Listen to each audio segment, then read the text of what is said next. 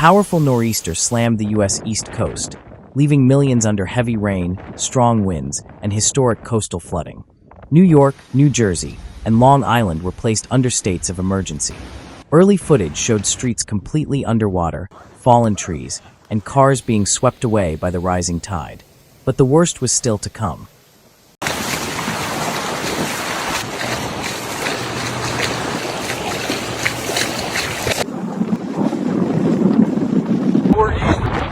The storm system formed off the Carolinas on Saturday and quickly moved north. Within hours, torrential rainfall triggered water rescues in Columbus County, North Carolina, and Georgetown, South Carolina.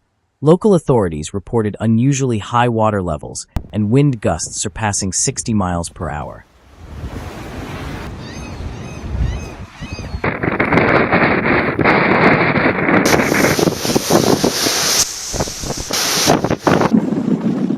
The National Weather Service, NWS, warned that the system would continue to strengthen as it tracked up the Atlantic coastline. By Sunday afternoon, flood alerts stretched from northern Florida to New England, impacting more than 900 miles of shoreline.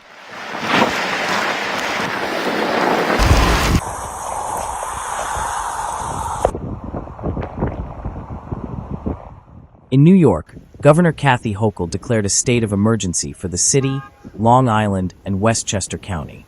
Hochul said the state was prepared to assist local governments amid the threat of widespread flooding and power outages.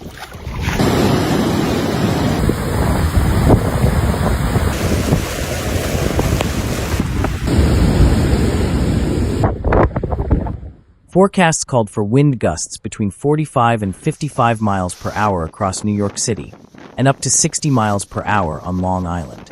The NWS office in Upton, New York, projected rainfall totals of 2 to 3 inches across Connecticut and Long Island, and 1 to 2 inches in the greater New York City area.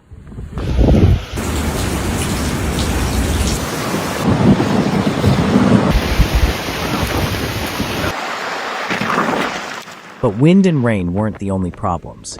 The nor'easter coincided with astronomical high tides, worsening coastal flooding. In Delaware and southern New Jersey, flooding was reported throughout Sunday, and the NWS warned of even higher tides arriving on Monday.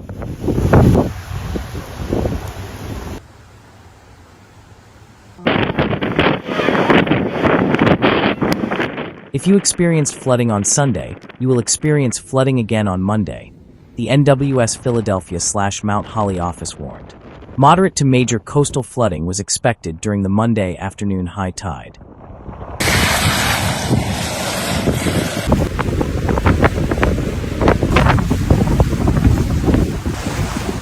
In New Jersey, acting Governor Tahisha Wade declared a state of emergency across all 21 counties. Officials urged residents to avoid unnecessary travel and warned of waves reaching up to 10 feet along the shore.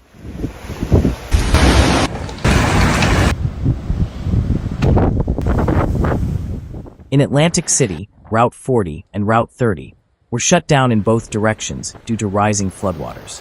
Tide levels surpassed 8 feet, marking the highest reading since Hurricane Sandy in 2012.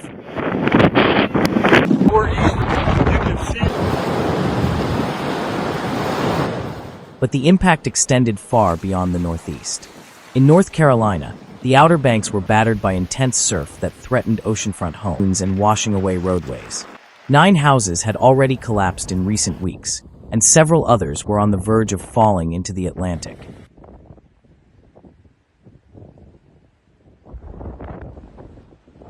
The North Carolina Department of Transportation closed sections of Highway 12 on Hatteras Island due to severe flooding. Road crews worked through the night to clear debris and reopen critical routes to isolated communities.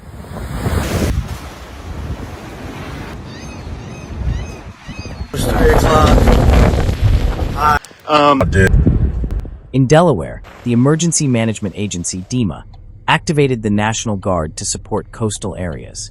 Voluntary evacuation orders were issued for Bowers Beach, where rising tides posed a major threat. Kent and Sussex counties opened shelters and reception centers in anticipation of worsening conditions.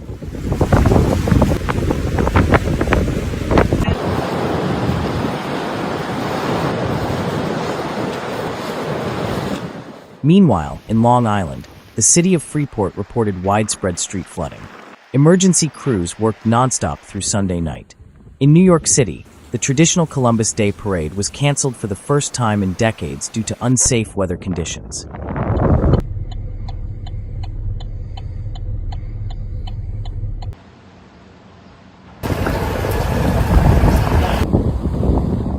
Wind gusts continued to intensify. Between midnight and early Monday morning, speeds reached 60 miles per hour along the coast and 40 miles per hour inland. More than 40,000 homes lost power across New York, New Jersey, Connecticut, and Massachusetts.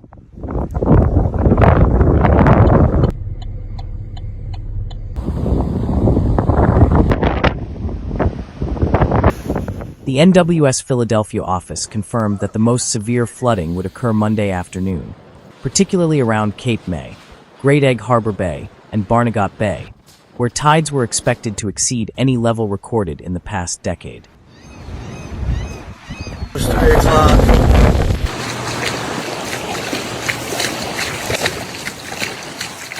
Conditions along the mid-Atlantic coast, from Delaware to Rhode Island, remained dangerous. High surf and strong winds continued to erode beaches, and authorities warned of life-threatening rip currents.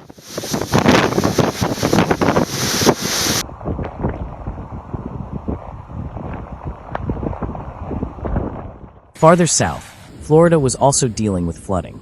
In Volusia County, the cities of Edgewater, Port Orange, and New Smyrna Beach recorded 6 to 8 inches of rain in less than 24 hours. Streets became impassable, and residents were urged not to drive through flooded areas.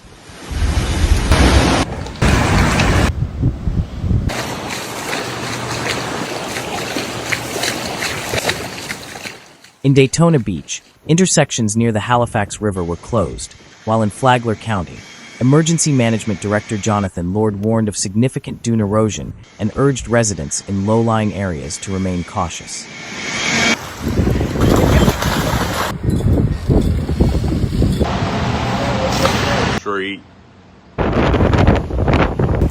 Any coastal system combined with high tides increases the risk of damage and erosion, Lord said. Meanwhile, the nor'easter's impact was also being felt in the air. Major airports, including JFK, LaGuardia, Newark Liberty, Boston Logan, Philadelphia, and Washington Reagan National, reported hundreds of delays and cancellations. Airlines said crosswinds made takeoffs and landings unsafe during parts of the day.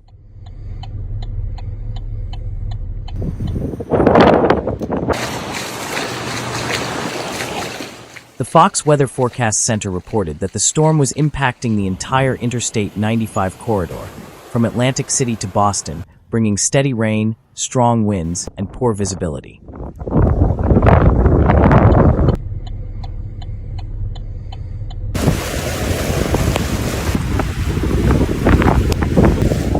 But while the Northeast battled the nor'easter, another emergency unfolded on the opposite side of the country. In Alaska, the remnants of Typhoon Haikui hit the Yukon-Kuskokwim Delta, leaving remote communities like Quinnahock and Kipnuk under several feet of water.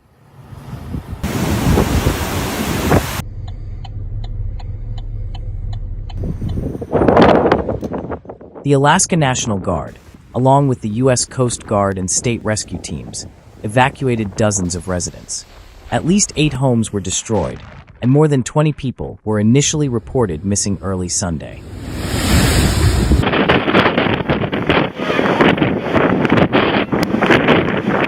Governor Mike Dunleavy expanded the state disaster declaration to include the entire affected region, saying that emergency crews would remain deployed until